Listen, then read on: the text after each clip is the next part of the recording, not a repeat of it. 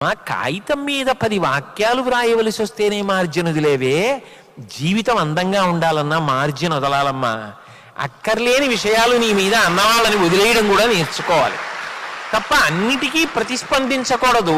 సంయమనం కోల్పోయి చట్టవిరుద్ధమైనటువంటి విషయముల జోలికి వెళ్ళకూడదు.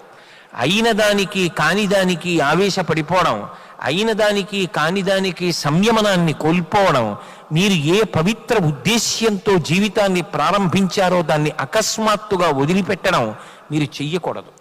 అనుకూలమైన విషయముల యందు ఎంత జాగ్రత్తగా నిలబడ్డారో ప్రతికూలమైన విషయమునందు కూడా అలా నిలబడగలిగినటువంటి ప్రజ్ఞ అంకురించాలి.